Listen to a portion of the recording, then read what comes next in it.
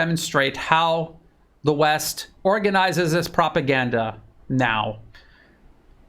They hire people like Nathan Ruser to work at organizations like ASPI that they deliberately create so that they always have a pool of so-called experts to lean on when they need their lies buttressed. And that's exactly what Nathan Ruser is doing. And Nathan Ruser, again, if you go through his thread, he sits there and he talks about how this isn't an excuse for the Israelis doing all of this, and he stands in solidarity with the Palestinian people. But at the end of the day, he sits there and he buttresses the U.S. position on the incident and also the Israeli military's position on the incident. And before he started buttressing U.S. and Israeli lies regarding Gaza, he spent years and years at ASPI, along with everyone else at ASPI, fabricating lies about Chinese genocide in Xinjiang, the western region of Xinjiang, against the Uyghurs. They never produced any evidence at all of any of this because it didn't happen. And now much of the Western media has walked back these claims because there is no evidence.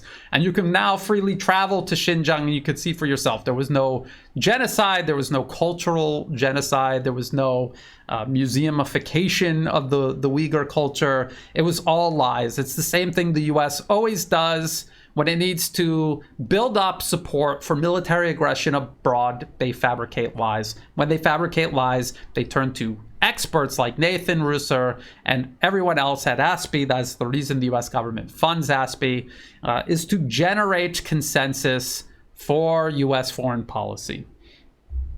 And they're based in Australia, so they help couple Australia's political system to the United States and give it that extra weight. At the end of the day, the West is extremely good at doing this. They're very good at manipulating people. They have an immense and complex global network between the government, these think tanks, the media, social media companies. It's an entire ecosystem that they use to manipulate, lie, and mislead people. But at the end of the day, that is not what determines a war. Yes, it could have an influence on the outcome of a conflict, all other things being equal, but they have focused on these more abstract aspects of building and maintaining their empire, that they have neglected the actual physical aspects, industry, and more specifically military industrial output. I've talked about this endlessly, and we can see that that is the limiting factor in Ukraine. It will be a limiting factor regarding Israel's upcoming military operation. The question is, can they achieve their objectives before their material resources run out? That is the question. And that is their problem. The US is faced with its confrontation that it is electing to have with China in the Pacific region.